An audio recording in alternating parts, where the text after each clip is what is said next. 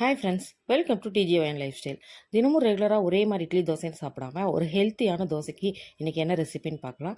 நான் வீட்டில் இருந்த மட்டை அரிசி, கருப்பு கவுனி அரிசி, அப்புறம் மாப்பிள்ளை சம்பா அரிசி, அப்புறம் பார்த்திங்கன்னா சாம அரிசி, அப்புறம் முழு கருப்பு உளுந்து வச்சுருந்தேன். அதில் ஒரு அரை டம்ளரும் போட்டுக்கிட்டேன். நான் போடுறது ரொம்ப குட்டி டம்ளரில் தான், ஒரு நேரத்துக்கு அளவாக தான் அரைக்க போகிறேன்.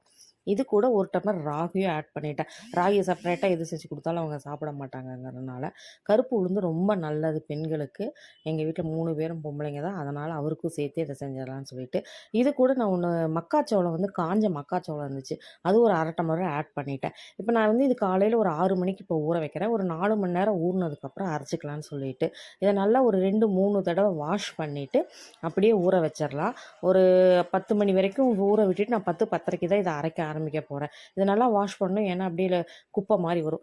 ஒரு 10-10:30 மணி இருக்கும்போது நான் இதை நல்லா மறுபடியும் ஒரு 2-3 தடவை கழுவி எடுத்துகிட்டு மிக்சியில் தான் அரைக்க போகிறோம். இதை கிரைண்டரில் பெரிய கிரைண்டர் தான் இருக்குது, அதில் போடுற அளவுக்கு பத்தாது.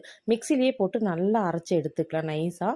தோசைக்குங்கிறனால கொஞ்சம் தருதுன்னு நல்லா அரைச்சதுக்கு அப்புறம் தான் தெரிஞ்சுது எனக்கு மக்காச்சோளம் அரையவே இல்லை. மக்காச்சோளம் 8லேருந்து 10 மணி நேரம் ஊறணும். நீங்கள் ஆட் பண்ணிடாதீங்க. நெக்ஸ்ட் டைம் இல்லைன்னா கம்பல்சரி வேணும்னு ஆசைப்படுறவங்க முதல் நாள் நைட்டே ஊற வச்சுடுங்க. எல்லா மாவையும் மொத்தமாக அரைச்சி எடுத்துட்டேன். தண்ணியை விட்டு கலக்கி வச்சுக்கலான்னு சொல்லிட்டு மொத்தமாக அரைச்சி எடுத்ததுக்கப்புறம் இதை நான் காலையில் ஒரு 10:30லேருந்து நைட் டிஃபனுக்கு தான் இதுக்கு யூஸ் பண்ண போகிறேன். அது வரைக்கும் நான் புளிக்க வைக்க போகிறேன். அரைச்ச மாவெல்லாம் ஒன்றா சேர்த்துட்டு அளவாக உப்பு சேர்த்து நல்லா கலக்கி விட்டு நம்ம மூடி வச்சிடலாம். நைட்டு 8 மணிக்கு எடுத்து நான் உங்களுக்கு காட்டுறேன். ஆனால் அப்படி தான் நினச்சேன். பட் நைட் ஒரு அவசர கெஸ்ட்டு வந்திருந்தாங்க. அவசரத்தில் நம்ம தோசை ஊற்ற ஆரம்பிச்சிட்டு அதுக்கப்புறம் தான் வீடியோவே எடுக்க முடிஞ்சிச்சு.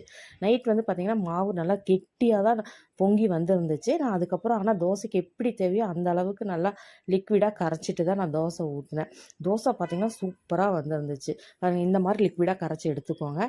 கல் காஞ்சதுக்கப்புறம் கொஞ்சம் தண்ணியை தெளிச்சிட்டு ஒரே ஒரு கரண்டி மாவு ஊற்றி தேய்ச்சிங்கன்னா நல்லா லேசாக வருங்க.